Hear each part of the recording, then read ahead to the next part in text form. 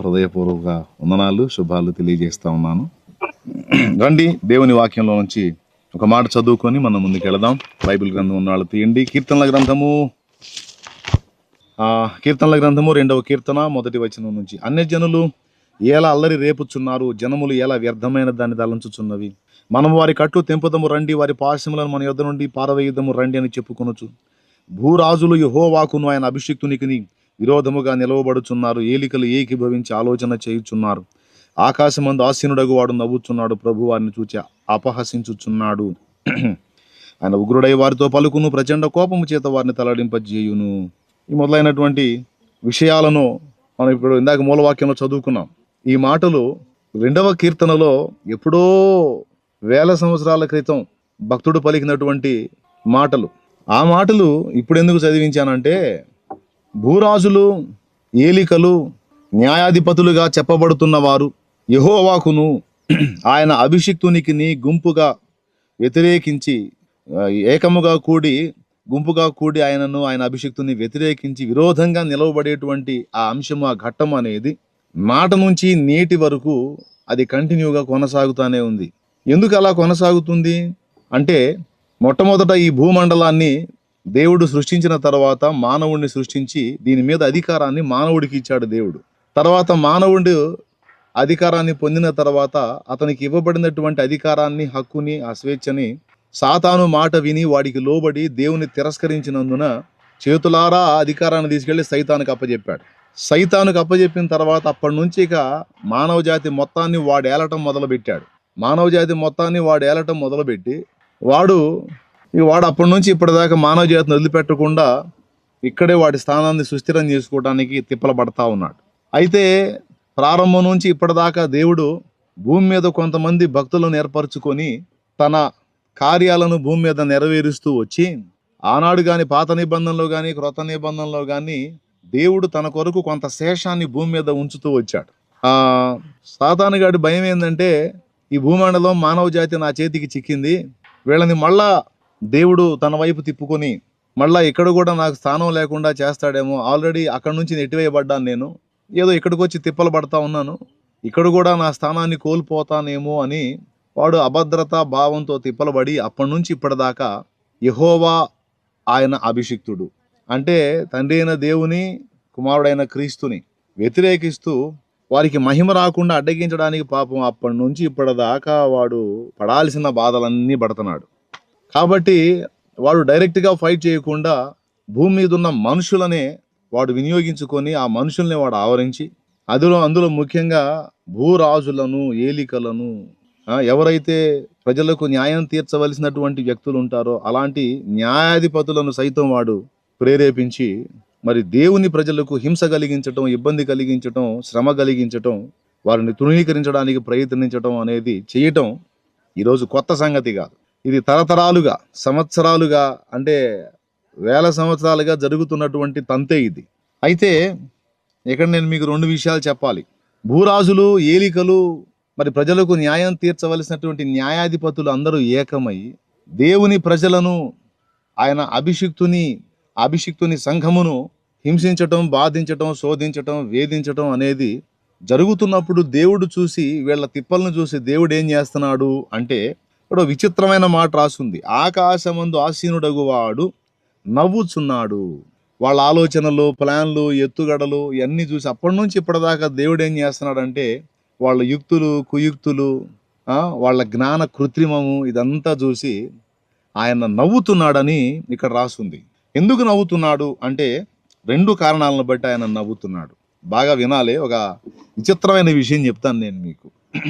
ఇప్పుడు దయచేసి ఎవరు మిస్ కావద్దు, నేను చెప్పే ఈ విషయాన్ని మీకు నవ్వు పుట్టించే సంగతి చెప్తాను నేను. గతంలో ఒకసారి నేను వాక్యం చెబుతూ ఒక విషయాన్ని మీకు చెప్పాను. దేవుడు మనుషుల్లో పనిచేయాలన్నా, సైతాను మనుషుల్లో పనిచేయాలన్నా విశ్వాసమే ఆధారము అని. ఎంతమంది గుర్తుందో మరి నాకు తెలియదు, కానీ దాదాపు చాలా స్పష్టంగా అది నేను చెప్పినట్టు నాకు బాగా గుర్తు. అది కూడా ఒకసారి కాదు, 2-3 సార్లు నేను ఆ విషయాన్ని అందించాను. దేవుడు భూమి మీద మనుషుల్లో పనిచేయాలన్నా, సైతాను పనిచేయాలన్నా ఖచ్చితంగా విశ్వాసమే ఆధారం అని చెప్పాను నేను. ఏది ఆధారం? విశ్వాసం. విశ్వాసాన్ని ఆధారం చేసుకొని దేవుడు కదులుతాడు. దేవుణ్ణి కదలకుండా కట్టి పడేసేది ఏదన్నా ఉంది అంటే అది అవిశ్వాసం. ఇప్పుడు విశ్వాసాన్ని బట్టి పేతురు నీళ్ళ మీద నడిచాడు. ఎప్పుడైతే సందేహం వచ్చి విశ్వాసం బలహీనపడిందో నీళ్లలో మునిగిపోసాగాడు. అంటే అవిశ్వాసము లేక సందేహం అనేది దేవుని శక్తిని అడ్డగిస్తుంది, దేవుని కార్యాలు జరగకుండా అడ్డుపడింది. కాబట్టి ఇప్పుడు దేవుడు తన పనులు నెరపాలంటే ఖచ్చితంగా విశ్వాసమే కావాలి. అయితే ఫస్ట్ నుంచి ఇప్పటిదాకా దేవుడు మనుషుల విశ్వాసాన్ని బట్టి పనిచేయటమే కాదు, సైతాను గాడి విశ్వాసాన్ని బట్టి కూడా చాలా పనులు చేశాడు. ఇది ఇప్పుడు మనం నవ్వుకోవాల్సినటువంటి సంగతి. దేవుడు తన కార్యాలను భూమి మీద జరిగించడానికి సైతాను గాడి విశ్వాసం కూడా ఉపయోగపడింది. సైతాను గాడి విశ్వాసం ఉంచడం ఏంది, సైతాను గాడి విశ్వాసం దేవుడికి ఉపయోగపడటం ఏంది అనేది మీకు డౌట్ రావాలి. మరి అదే కొంచెం డెప్త్గా ఆలోచిస్తే ఈ పాయింట్ మీకు అర్థమైద్ది. ఇప్పుడు సైతాను కూడా దేవుని సృష్టిలో భాగమే కదా, మనం దేవుని సృష్టిలో భాగమే, సృష్టికర్త దేవుడు. ఇప్పుడు దేవుని కార్యాలు ఎవరి జీవితంలో జరగాలన్నా విశ్వాసం ఆధారం. ఫర్ ఎగ్జాంపుల్, యేసు ప్రభు ఒకసారి ఒక ఇంట్లో ఉన్నప్పుడు ఆయన వచ్చాడని తెలుసుకొని జనం అంతా గుంపులుగా ఆయన ఉన్న ఇంటి దగ్గరికి వచ్చారు.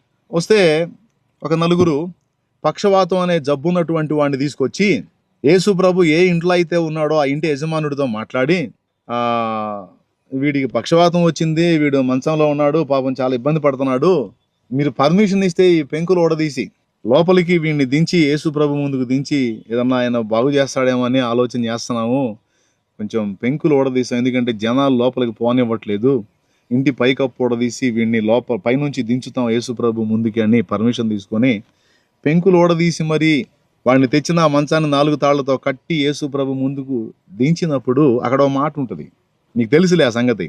ఏంటి ఆ మాట అంటే, ఆయన వారి విశ్వాసము చూచి. సరిపోయింది. మార్కు 2:5 ఒకసారి చూస్తే చాలు, మీరు బైబిల్ ఉన్న వాళ్ళు తీసి మార్కు 2:5 ఒకసారి చూడండి.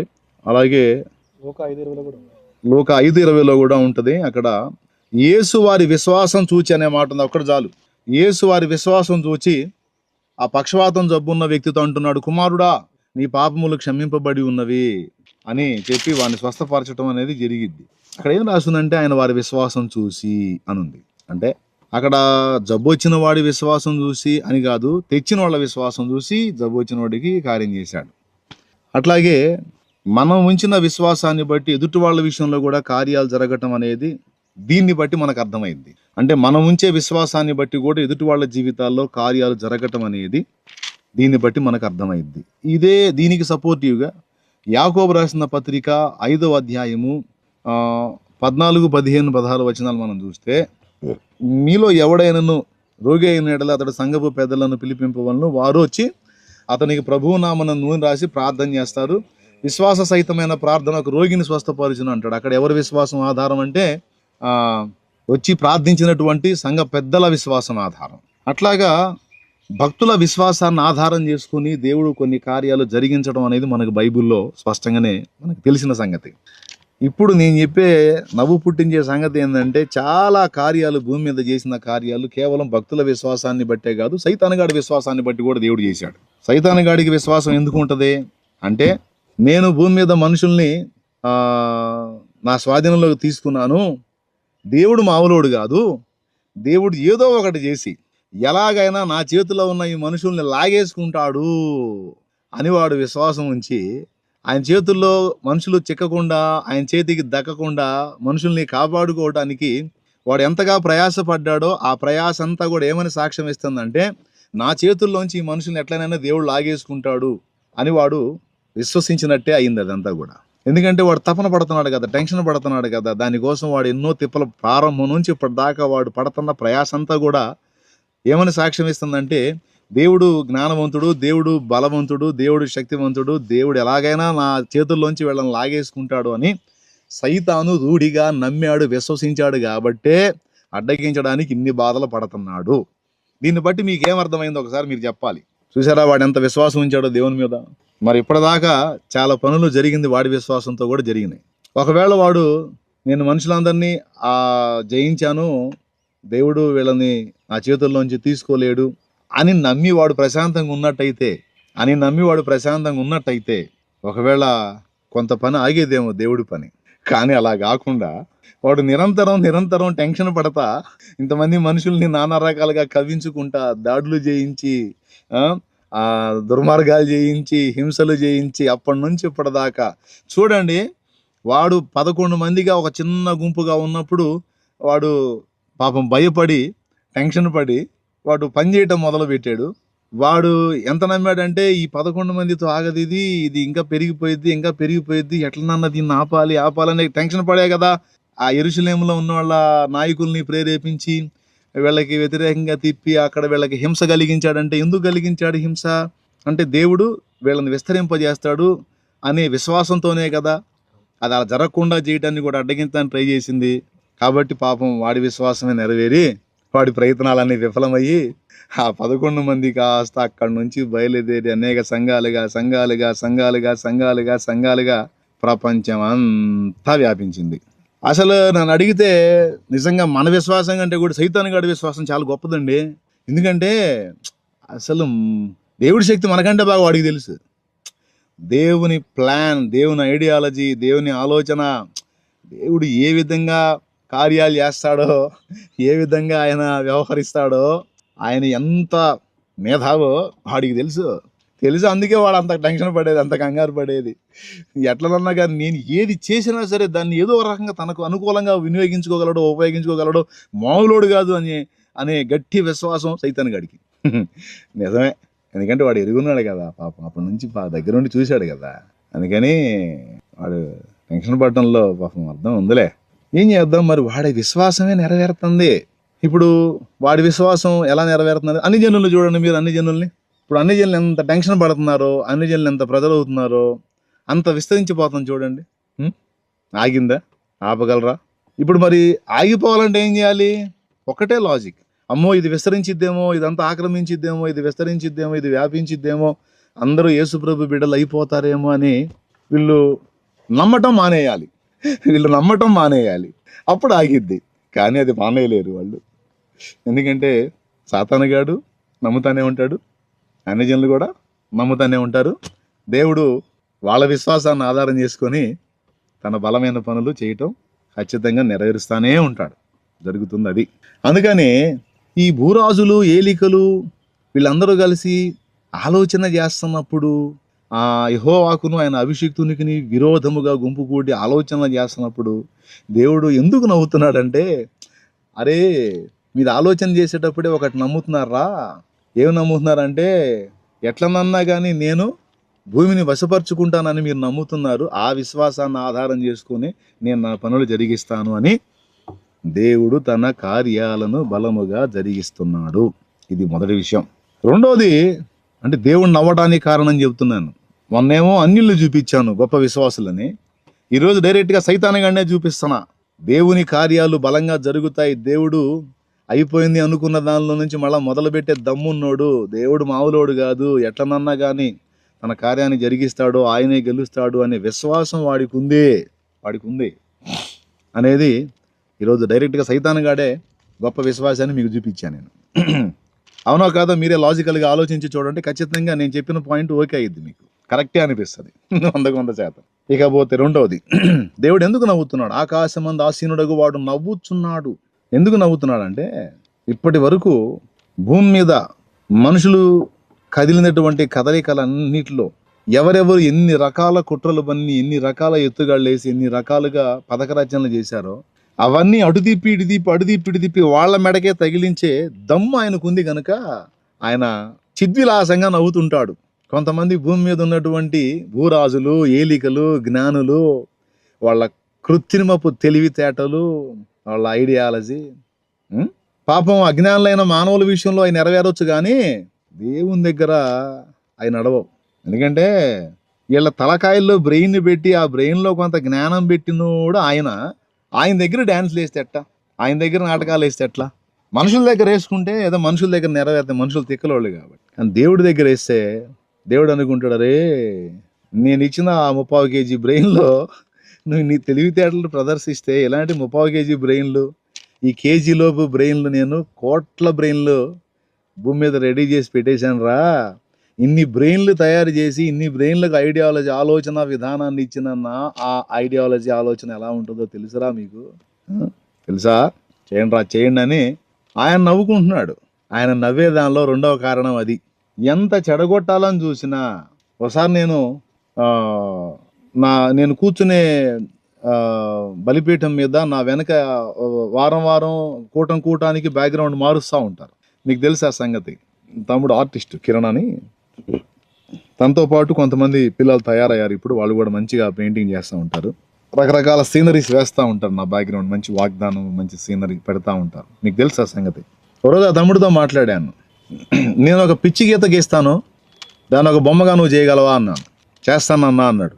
అప్పుడు నా చేతికి వచ్చిన ఒక పిచ్చి గీత గీశాను అనుకోండి. వినండి, ఆ చిన్నోడు దాన్ని ఆధారం చేసుకొని ఒక బొమ్మను గీశాడు.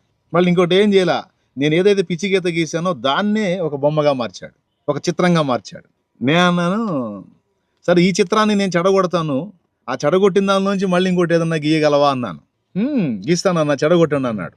2 కారణాల చేత దేవుడు నవ్వుతున్నాడని చెప్పాను. ఇప్పుడు మొదటిది ఏంటంటే, ఏ సైతాను దేవుని కార్యాలు ఆటంకపరచాలనుకున్నాడో వాడి విశ్వాసాన్ని ఆధారం చేసుకునే దేవుడు తన రాజ్యాన్ని వ్యాపింపజేస్తున్నాడు. ఇది మొదటి సంగతి. రెండవది, మనకు బ్రెయిన్ ఇస్తే 30 కేజీ కూడా ఉండని ఈ బ్రెయిన్లో ఇన్ని తెలివితేటలు పెట్టుకొని మనం ఐడియాల మీద ఐడియాలు వేసి ఏదో కథలు చేస్తూ ఉంటే, ఇన్ని తలకాయలు బ్రెయిన్లు పెట్టినోడు ఎంత ముదురు. ఆ ముదురు దగ్గర మనం కథలు చేసి ఎట్ట కుదిరిద్ది? తిరిగి ఏదో ఒక విధంగా మనకి చేసే న్యాయం మనకి చేస్తాడు. ఇది బైబిల్ మొత్తం ఇచ్చిన సాక్ష్యం. దేవుణ్ణి తక్కువ అంచనా వేసి వీళ్ళు చేసేటువంటి ఆలోచనలు అన్నీ ఇన్ని కావు. ఏమండి, ఒక మాట చెప్తాను, ఏమన్నా న్యాయం.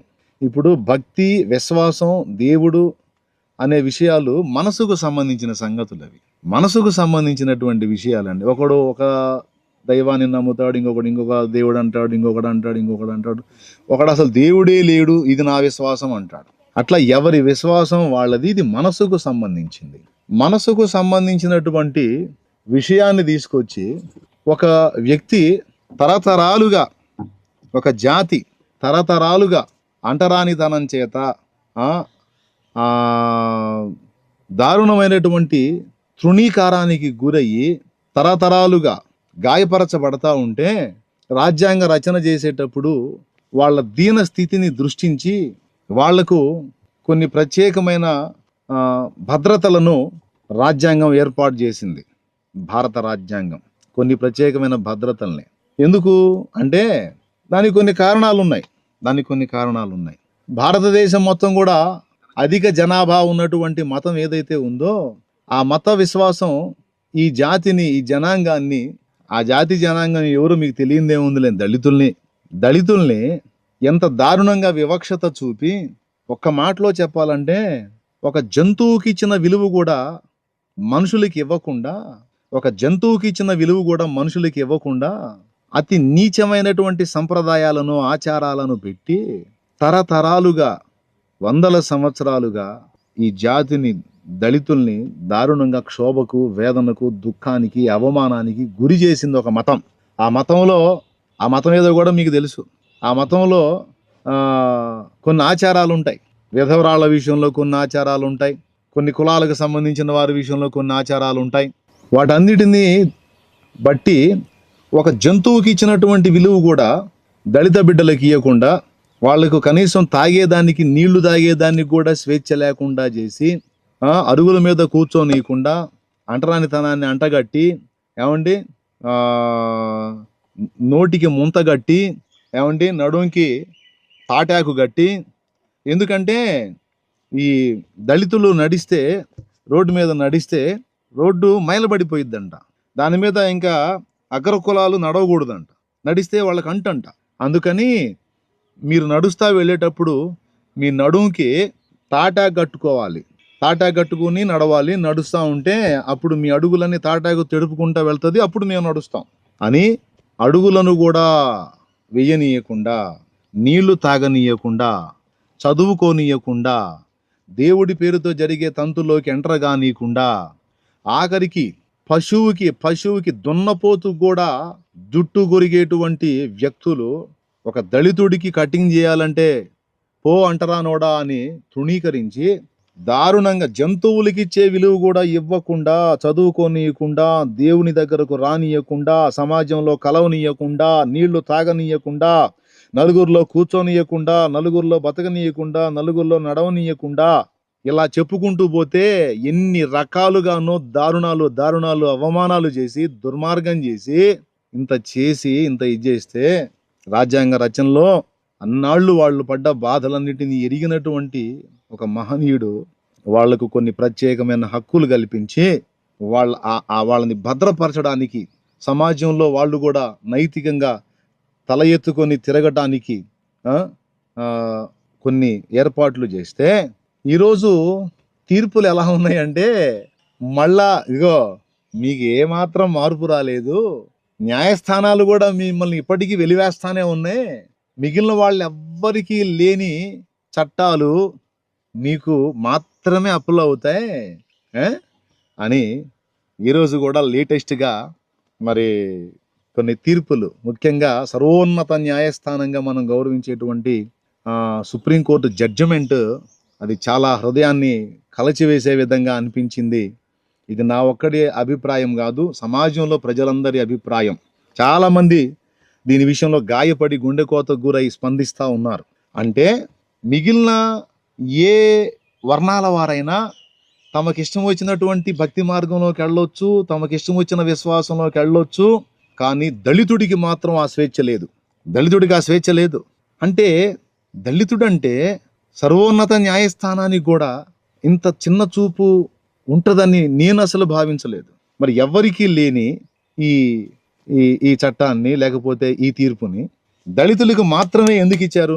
దళితులకు మాత్రమే ఎందుకు ఇచ్చారు? ఇప్పుడు ఎస్టీ ఉన్నాడు, ఎస్టీ వేరే మతంలోకి మారితే వాని స్థానం అంతే ఉంటుంది. బీసీ ఉన్నాడు, బీసీ వేరే మతంలో మారితే వాడు బీసీగానే ఉంటాడు. ఓసీ వేరే మతంలో మారితే వాడు ఓసీగానే ఉంటాడు. ఒక ఎస్సీ మాత్రం వేరే మతంలోకి మారితే ఎందుకని అతని హక్కులు పోగొట్టుకుంటున్నాడు? ఎందుకు పోవాలి? అంటే ఎస్సీలు అంటే సర్వోన్నత న్యాయస్థానాన్ని కూడా చిన్న చూపేనా? అరే ఎంత దారుణం ఇది. ఏమండి, ఒక మాట, మతం అంటే అభిప్రాయం అయినా నాకు అర్థం కాదు. భారతదేశంలో హిందూ మతాన్ని, సిక్కు మతాన్ని, బౌద్ధ మతాన్ని అధికారిక మతాలుగా రాజ్యాంగం ప్రకటించిందా? ఈ 3 మతాలే అధికారికమైన మతాలు. హిందూ మతం అధికారిక మతం. ఇప్పుడు ఉదాహరణకి మీకు ఒక మాట చెబుతానండి. జాతీయ జెండా మువ్వన్నెల జెండా, జాతీయ గీతం జనగణమన, జాతీయ జంతువు పెద్ద పులి. ఏమండి, అలాగే మరి జాతీయ మతంగా హిందూ మతాన్ని చేశారా? సిక్కు మతాన్ని చేశారా? బౌద్ధ మతాన్ని చేశారా? ఏ మతాన్ని చేశారు? ఏ మతం జాతీయ మతం అని రాజ్యాంగంలో రాసింది? ఏ ఆర్టికల్లో ఉందో దయచేసి చెప్పాలి. ఫలానా మతాలు అధికారిక మతాలు, ఇక్కడ ఈ మతాలే ఉండాలి, ఈ మతాల్లోనే ఉండాలి, ఇంకా వేరే మతంలోకి వెళ్ళకూడదు, వెళితే వాడు తన హక్కును కోల్పోతాడు అని ఏ ఆర్టికల్లో చెప్పారు? మరి ఎప్పుడు దీన్ని చట్టం చేశారు? ఏ విధంగా చేశారు? నాకైతే అర్థం కావట్లా. మరి ఆర్టికల్ 15, ఆర్టికల్ 25, ఆర్టికల్ 15లో ఏముంటుందంటే జాతి, మత, కుల, లింగ వివక్షత చూపకూడదు. ఆర్టికల్ 15లో ఉంటుంది. ఆర్టికల్ 14, 15. అలాగే ఆర్టికల్ 25లో ఒకడు భారతదేశ పౌరుడు, ఏమంటే భారతదేశ పౌరుడు అంటే దళితుడు మినహాయించి అని లేదండి. ఏమండి, దళితుడు అని లేదండి. దళితుడు ఒక్కడే మినహాయింపని లేదండి. అంతరాత్మ ప్రబోధానుసారం ఒకడు తనకిష్టం వచ్చినటువంటి మతమును అవలంబించవచ్చు, దాని ప్రచారం కూడా చేసుకోవచ్చు అని ఆర్టికల్ 25లో ఉంది. అంతేగాని ఇదిగో ఈ మతం అధికారిక మతం, ఇందులోనే ఉండాలి, ఇందులో నుంచి పక్కకు పోతే మీకు హక్కులు వర్తించవు అనే అభిప్రాయాన్ని రాజ్యాంగంలో ఎక్కడ కూడా వెల్లడి చేయలేదు, ఏ ఆర్టికల్లో లేదు. మరి దేని ఆధారంగా? ఇప్పుడు నేను 341 ఆర్టికల్ అంటే 341లో చెప్పబడిన దాని ప్రకారం మేము జడ్జిమెంట్ ఇచ్చామని సుప్రీంకోర్టు వారు సెలవిచ్చారు, గౌరవ సుప్రీంకోర్టు వారు. మరి అప్పుడు మరి ఆర్టికల్ 15, ఆర్టికల్ 25 అలాగే మరికొన్ని ఆర్టికల్స్లో భారతదేశంలో ఉన్నటువంటి పౌరులందరికీ ఇవ్వబడినటువంటి హక్కులను ఇది శాసిస్తుంది కదా ఈ జడ్జిమెంటు. ఏమంటే అంటే ఒక ఆర్టికల్ని రెస్పెక్ట్ చేస్తూ మిగిలిన 3-4 ఆర్టికల్స్ని తృణీకరించినట్టుగా అవుతుంది కదా, తుంగలో దొక్కినట్టు అవుతుంది కదా. మరి సమన్యాయం జరిగించాలి కదా. అంటే అడిగేవాళ్ళు లేడు, ప్రశ్నించేవాళ్ళు లేడు, గొంతెత్తేవాళ్ళు లేడు. ఎందుకంటే మిగిలిన వాళ్ళు అయితే పాపం పోరాటాలు చేస్తారు, కానీ దళితులు ఏం చేస్తారండి? దళితులు పాపం అనే వివక్షత అనేది ఎక్కడో పల్లెటూళ్ళలో అక్కడక్కడ ఉందనుకున్నాం కానీ ఇది top to bottom, bottom to top అన్నదాకా చివరికి సర్వోన్నత న్యాయస్థానం దగ్గర కూడా ఇలాంటి వివక్షత కనబడటం మన మన మనకి చాలా గాయం కలిగించే విషయం. నాకైతే చాలా గాయం కలిగించింది. దీని విషయంలో మాట్లాడకుండా ఉండలేకపోతున్నా. ఒక మాట సరే పర్వాలేదండి, ఇప్పుడు అందరూ దీని విషయంలో మాట్లాడాలి, స్పందించాలి. భారతదేశం యొక్క గొప్పతనం ఏంటంటే కోర్టులు సుప్రీం కాదు, భారతదేశంలో ప్రజలు సుప్రీం. ప్రజలు సుప్రీం అండి. ప్రజల కొరకు కోర్టులు ఉన్నాయి, ప్రజల కొరకు చట్టాలు ఉన్నాయి, ప్రజల కొరకు ప్రజాప్రతినిధులు ఉన్నారు, ప్రజల కొరకు నాయకులు ఉన్నారు, ప్రజల కొరకు అధికారులు ఉన్నారు. భారతదేశంలో ప్రజలే రాజు. భారతదేశంలో వేరే రాజు లేడు, ప్రజలే రాజు. అంతేగాని ప్రజల కొరకు కోర్టులు, ప్రజల కొరకు తీర్పులు, ప్రజల కొరకు చట్టాలు, ప్రజల కొరకు రాజ్యాంగం, ప్రజల కొరకు అధికారులు, నాయకులు అందరూ పని చేయాలి. ఇక్కడ ప్రజలు సుప్రీం. దీన్ని మళ్ళీ ఎందుకు చెప్తున్నానంటే అవసరమైతే ప్రజలు ఈ అభిప్రాయంతో ఏకీభవించకుండా ప్రశ్నిస్తే, అవసరమైతే సర్వోన్నత న్యాయస్థానమైనా సరే తన తీర్పుని వెనక్కి తీసుకోవాలి, తన అభిప్రాయాన్ని వెనక్కి తీసుకోవాలి. గతంలో అలా కొన్ని అంశాలకు వెనక్కి తీసుకున్నారు, అది కూడా ఉంది. గతంలో ఇలాంటి తీర్పులు కొన్ని, ఈ తరహాలో ఇచ్చిన తీర్పులు కొన్ని సర్వోన్నత న్యాయస్థానం వెనక్కి తీసుకుంది. ఈ విషయంలో కూడా అలానే జరగాలి. దీనికి ప్రజలందరూ కూడా స్పందించాలి. ముఖ్యంగా దళిత బిడ్డలే కాదు, అన్ని వర్గాలలో ఉన్నటువంటి బిడ్డలందరూ కూడా స్పందించాలి. ఎందుకంటే తరతరాల దుర్మార్గానికి గురై నాటి నుంచి నేటి వరకు కూడా గౌరవానికి నోచుకోకుండా తృణీకారం పొందుతున్నటువంటి దళితులు ఈరోజు ఏమన్నా అందరాలు ఎక్కారా? ఈరోజు కూడా ఏ పల్లెటూరుకు పోయినా ఊరుగానే ఉంది, పల్లెగానే ఉంది కదా. పల్లె పోయి ఊళ్ళో కలిసిందా? ఏడ కలిసిందో చూపించు. పల్లె ఊరు బయటే ఉంది కదరా నాయనా అంటున్నాను. ఎవరినైనా ప్రశ్నించే వాళ్ళని, మన సహోదరులను అడుగుతున్నాను నేను. ఏమండి ఒక్కసారి ఆలోచించండి మీరు. అబ్బాయి మీరు యేసుప్రభుని నమ్ముకున్నారు కాబట్టి ఇక మీరందరూ కూడా ఊళ్ళోకి వచ్చేసి ఊళ్ళో ఇల్లు కట్టుకోండి అమ్మా అన్నారా? ఏమండి ఆఖరికి వాళ్ళు చర్చి కట్టుకొని యేసుప్రభుని ఆరాధించుకున్న పాపం పల్లెలోనే కదండి, పల్లెలోనే కదా ఉన్నారు, ఊళ్ళోకి రాలేదు కదా. ఇంకొకటి కూడా అండి, ఊళ్ళో ఉన్న వాళ్ళు పల్లెలో చర్చికి వెళ్తారా? ఏమండి నేను చెప్తాను, పచ్చి నిజాలు చెప్తాను. నేను కొన్ని చోట్ల చూసి మైండ్ పోయింది నాకు. కొన్ని ఊళ్ళకి సువార్త చెప్పడానికి వెళ్తే ఊళ్ళో కొన్ని కులాలు వాళ్ళ చర్చిలు వాళ్ళే కట్టుకున్నారు. అది చూసి ఏడ్చాను నేను. ఎందుకంటే బైబుల్ అలా లేదు. బైబుల్లో సమానత్వం బోధించబడితే బైబుల్ని ఎరిగిన వాళ్ళు సైతం పల్లె ప్రజల్ని తృణీకరించి వాళ్ళు ఊళ్ళోనే చర్చిలు కట్టుకొని మా చర్చి మాకే అని హద్దులు పెట్టుకున్న చరిత్ర కూడా మాకు తెలుసు. ఈ రకంగా చూస్తే దళిత జాతి ఆనాటి నుంచి ఈనాటి దాకా అవమానాలు పొందుతానే ఉంది. ఏమండి ఈ మధ్య కాలంలో జరిగింది కదా రాజస్థాన్లో, పెళ్లి కొడుకు దళితుడు పెళ్లి చేసుకుంటా గుర్రం ఎక్కాడని అతను ఏం చేశారో మీకు తెలుసు. పల్లెలో నీళ్లు రావట్లేదని బిందెలు తీసుకొని ఊళ్ళో నీళ్లకు వస్తే బట్టలోడ తీసి కొట్టారు కదా. మర్చిపోయారా? ఈ రోజు కూడా దుర్మార్గాలు జరుగుతానే ఉన్నాయి కదా. ఎక్కడ మారిపోయింది? యేసుప్రభు నమ్ముకున్నందుకు దళిత బిడ్డలు ఒక్కసారిగా టాపులోకి వెళ్ళిపోయారా? మిగిలిన వాళ్ళకి ఎవరికి లేని వివక్షత దళితులకే ఎందుకు? ఆయన ఏ మతం? జాతీయ మతం అండి. మన రాజ్యాంగంలో ఎక్కడుంది మాట చెప్తున్నాను నేను. పల్లెటూరులో అగ్రకులాల అరుగు మీద పండుకోవటానికి కుక్కకు కూడా అవకాశం ఉంది. అగ్రకులాల అరుగు మీద కూర్చోడానికి కుక్కకు కూడా అవకాశం ఉంది. కానీ ఒక దళితుడు కూర్చుంటే వాడిని ఎన్ని రకాలుగా ఆ వ్యక్తిని గాయపరుస్తారో. మారిందా? అయినా నాకు అర్థం కాదు. మతం అంటే అభిప్రాయం. ఒక వ్యక్తి నిన్న మొన్నటి వరకు ఒక అభిప్రాయంలో ఉన్నాడు, తర్వాత ఆ అభిప్రాయం తప్పు, ఆ అభిప్రాయం కరెక్ట్ కాదని మరొక అభిప్రాయానికి తను వెళ్ళాడు. భారతదేశంలో ఒక వ్యక్తి తన అభిప్రాయాన్ని మార్చుకునే హక్కు అతనికి లేదా? అంటే ఏ అభిప్రాయంలో ఉండాలో కూడా మరి కోర్టులే నిర్ధారిస్తాయా?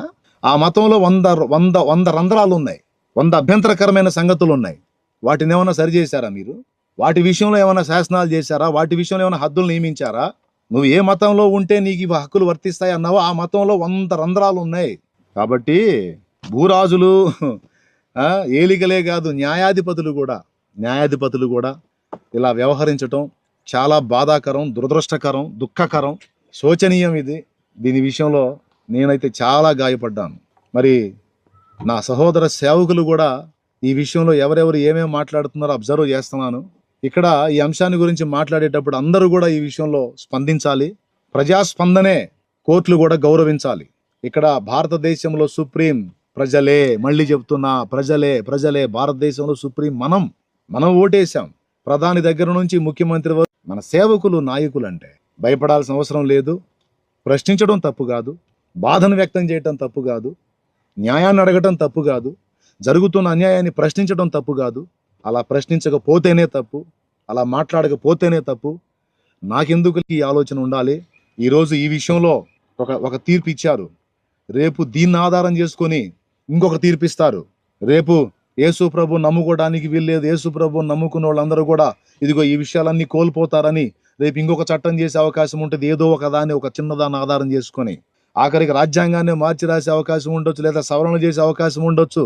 ఇప్పుడు నిద్రపోతే ఏదో దళితుల మీద జరుగుతుంది కదా, ఏదో వాళ్ళ మీద జరుగుతుంది కదా, వీళ్ళ మీద జరుగుతుంది కదా, మన దాకా రాలేదు కదా అని పట్టించుకోకుండా, మనం స్పందించకుండా బాధ్యత రాహిత్యంగా ఉంటే దీని పర్యవసానం రేపు ఎంతకైనా వెళ్ళొచ్చు.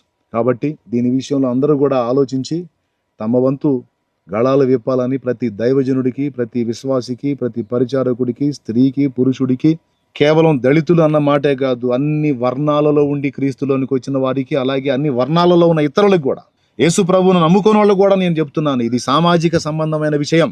ఇది మతానికి, అభిప్రాయానికి సంబంధించిన విషయం కాదు. మతానికి ముడిపెట్టి ఒక జాతికి జరుగుతున్న ద్రోహం, అన్యాయం. కాబట్టి దీనికోసం అందరు గళాలు విప్పాలి, అందరు స్వరాలు ఎత్తాలి, మాట్లాడాలి.